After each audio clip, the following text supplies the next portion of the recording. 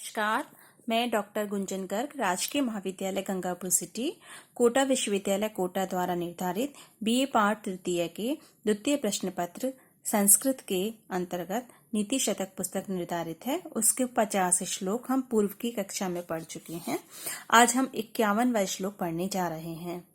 रे रे चातक सावधान मनसा मित्र क्षणं श्रूयताम् अम्भोदा भैवो हि सन्ति गगने सर्वे तु नैतादृशः केचित् वृष्टिभिरार्द्रयन्ति वसुधां गर्जन्ति केचित् वृथा यं यं पश्यसि तस्य तस्य पुरतो मा ब्रूहि दीनं वचः। प्रस्तुत श्लोक में जो कवि है वो चातक से विनती कर रहा है। रे रे चातक, अरे अरे चातक, सावधान मनसा, सावधान मन पूर्वक मन से, मित्र हे मित्र, क्षणम क्षणभर के लिए, श्रूयताम सुनो, कि हे चातक मित्र, सावधान मन से तुम क्षणभर सुनो। अम्भोधा भैवो ही संति गगने, अम्भोधा मेघ, वह अनेक ही क्योंकि संति हैं गगने आसमान में, आकाश में अनेक प्रकार के मेघ हैं। सर्वे तु न एतादृशा, लेकिन सभी एक जैसे नहीं हैं, जैसा तुम सोचते हो वैसे नहीं है। केचित वृष्टि भी आर्द्रयन्ति वसुधाम, केचित कुछ मेघ वृष्टि भी वर्षा से, आर्द्रयन्ति गीला करते हैं, वसुधाम पृथ्वी को, गर्जन्ति केचित वृथा कुछ व्यर्थ में ही गरजते हैं। कुछ मेघ तो पृथ्वी को पानी से भिगोते हैं, कुछ व्यर्थ ही गर्जना करते हैं। यम यम पश्यसि, जिस जिसको देखते हो, तस्य तस्य पुरतः उस उसके आगे, माँ ब्रूहि मत कहो, दीनम वचः दीन वचन को। कवि कह रहा है रे रे मित्र चातक, अरे अरे मित्र चातक, अरे अरे मेरे सखे चातक, त्वया सावधान मनसा क्षणम श्रूयताम, एकाग्रचित मन से, सावधान मन से क्षण भर मेरी बात सुनो। गगने भैवा ही अम्बोदा वसंती, आकाश में आसमान में अनेक प्रकार के मेघ निवास करते हैं। सर्वे अपि एतादृशा नः, सभी एक जैसे नहीं होते, दयालु नहीं होते। केचित् वृष्टि भी वसुधाम आर्द्रयन्ति, कुछ वर्षा से पृथ्वी को गीला करते हैं।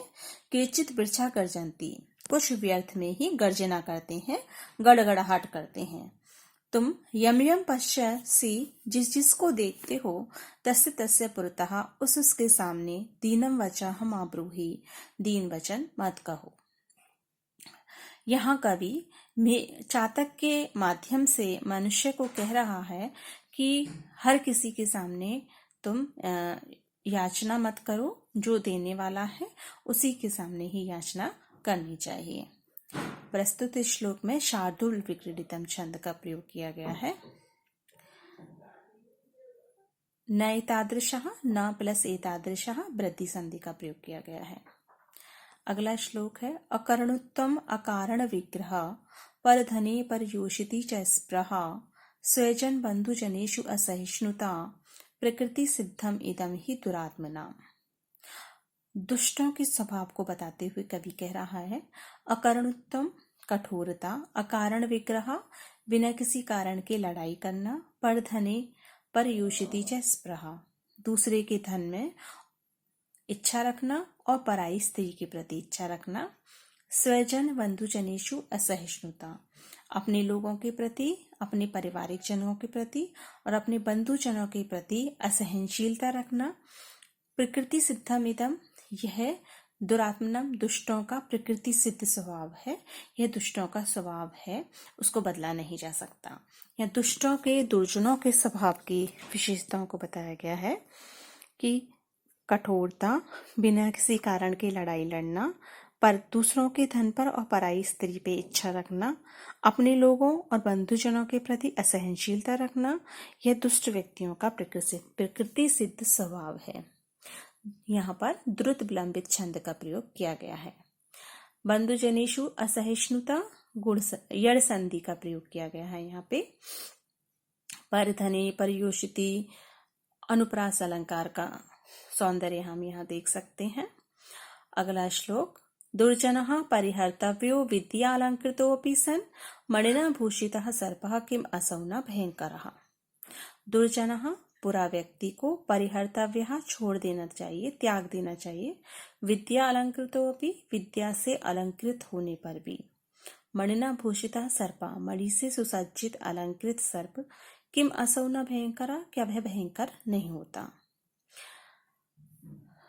कवि कह रहा है दुर्जनः विद्या अलंकृतः सनपि परिहर्तव्यः। दुष्ट व्यक्ति विद्या से अलंकृत होने पर भी लोगों के द्वारा त्याग देना चाहिए। मणिना भूषितः सौ सर्पः मणि से अलंकृत भी सर्प क्या भयंकरः न किम क्या भयंकर नहीं होता, अर्थात भयंकर ही होता है। चाहे दुष्ट व्यक्ति है, चाहे वो विद्या से युक्त है, लेकिन वो अपनी दुष्टता, अपना स्वभाव नहीं छोड़ता। जिस प्रकार सर्प अपना काटने का जो स्वभाव है उसको नहीं छोड़ता, विष त्यागने का जो स्वभाव है उसको नहीं छोड़ता, उसी प्रकार दुर्जन व्यक्ति भी यदि कितना भी बड़ा विद्वान हो जाए लेकिन वो अपने स्वभाव को नहीं छोड़ता। अनुष्टुप छंद का यहाँ प्रयोग किया गया है। परिहर्तव्यः परि उपसर्ग ह्री धातु से तव्यत प्रत्यय है।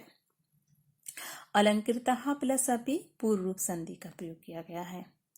अगला श्लोक है जाड्यम हिरीमतिर गणयते व्रत रुचौ दम्भः शुचौ केतवम शूरे निगृढ़ता ऋचौ विमतिता दैन्यम प्रियालापनी तेजस्विनी अवलिप्तता मुखरिता वक्तरी अशक्ति स्त्रे तत्को नाम गुणो भवेत् सा गुणिनाम यो दुर्जनैन अंकितः। जाड्यम मूर्खता, हिरिमति लज्जा। जो लज्जा युक्त व्यक्ति हैं उनमें मूर्खता का आरोप लगाता है। गणयते व्रत रुचौ जिसकी व्रत आदि करने में रुचि है उसमें दम्भः पाखंड को गिनता है। शुचौ जो पवित्र आचरण करने वाला है, पवित्र चरित्र वाला है, उसमें केतवम कपटीपन, शूरे शूरवीर में निर्घृणता निर्दयता, ऋचौ जिसमें सरलता है उसको विमतिता बुद्धिहीन, दैन्यम प्रिय आलापनी प्रिय बोलने वाले में दीनता, तेजस्विनी जो तेजस्वी व्यक्ति है उसमें अवलिप्तता घमंड, मुखरिता वक्तरी जो बोलने में कुशल है उसमें वाचाल, अशक्ति स्थिर है स्थिर जो स्थिर बुद्धि वाला है, धैर्यशाली है, गंभीर है उसमें अशक्ति असमर्थता, तत्को नाम गुणो भवेत् ऐसा कौन सा गुण होना चाहिए, सा वह कुड़ी नाम कुड़ियों का, वह कुड़ियों का ऐसा कौन सा गुण है ये वो जो दुर्जनैन अंकिता दुर्जनों के द्वारा कलंकित नहीं किया गया। अच्छा, दुष्ट व्यक्ति जो होते हैं खुद तो दुष्ट स्वभाव के होते हैं और जो गुणी व्यक्ति हैं उनके गुणों को भी दुष्ट रूप में ही देखते हैं, उनको अवगुणों के रूप में ही देखते हैं।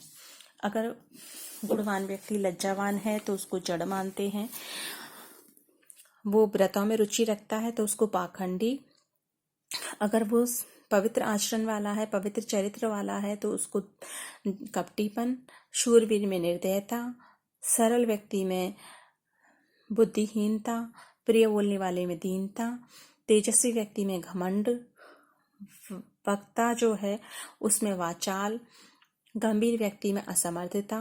ऐसा कौन सा गुण गुणियों का होना चाहिए जो दुर्जनों के द्वारा कलंकित नहीं किया गया। अर्थात जो दुष्ट व्यक्ति हैं अपनी दुष्टता का त्याग नहीं करते और गुणियों में भी, गुणवान व्यक्तियों में भी वो दोषों को देखते हैं। प्रस्तुत श्लोक में शार्दूल विक्रीडितम छंद का प्रयोग किया गया है। नांकिता न प्लस अंकिता दीर्घ संधि का यहाँ प्रयोग है। प्रियालापनी प्रिय प्लस आलापनी यहाँ भी दीर्घ संधि का प्रयोग किया है। तेजस्विनी प्लस अवलिप्तता यण संधि का प्रयोग है। वक्तरी प्लस अशक्ति ही यहाँ भी यण संधि का प्रयोग किया गया है। अगला श्लोक है हमारा लोभश्चेद अगुणेन किम पिशूनता यद्यस्ति किम पातकहि सत्यम चेत तपसा च किम शुचि मनो यद्यस्ति तीर्थेन किम सौजन्यम यदि किम निजहि सुमहिमा यद्यस्ति किम मंडनहि सद्विद्या यदि किम धनहि रपयशो यद्यस्ति किम मृत्युना। प्रस्तुत श्लोक अत्यधिक प्रसिद्ध है। कवि कह रहा है लोभश्चेद अगुणेन किम, चेत यदि लोभ है, यदि व्यक्ति के स्वभाव में लोभ है तो अवगुणों से क्या, क्योंकि लोभ जो है वो सबसे बड़ा अवगुण है। पिशूनता यदि अस्ति, यदि चुगलखोरी की आदत है, किम पात गई तो पाप से क्या, चुगलखोरी सबसे बड़ा पाप है।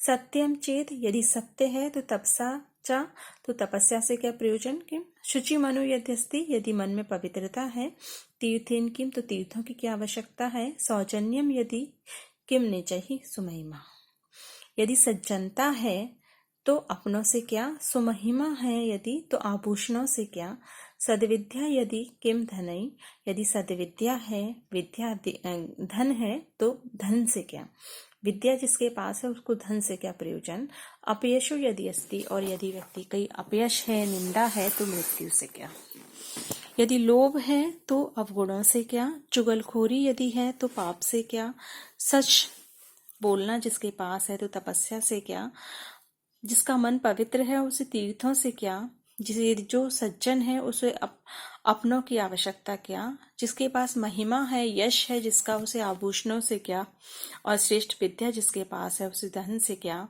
और जिसके पास अपयश है उसे मृत्यु से क्या। तो इनके पास ये गुण जो हैं, गुण है या अवगुण जो भी है, तो अन्य की क्या आवश्यकता है, कवि यह कहना चाहता है। क्योंकि लोभ जो है वो सबसे बड़ा अवगुण है, चुगलखोरी सबसे बड़ा पाप है, सच बोलनी सबसे बड़ी तपस्या है, मन की पवित्रता ही सबसे बड़ा तीर्थ है, सज्जनता जो है वही अपनों का सहयोग है, अपनों का संगति है, जिसका यश है उसके आभूषणों की कोई जरूरत नहीं, जिसके पास विद्या है उसको धन की आवश्यकता नहीं, और जिसके पास निंदा है उसको मृत्यु से क्या डरना। इस प्रकार प्रस्तुत श्लोक में शार्दुल विक्रीडितम छंद का प्रयोग किया गया है। यदि प्लस अस्ति, यहाँ पे यण संधि का प्रयोग किया गया है।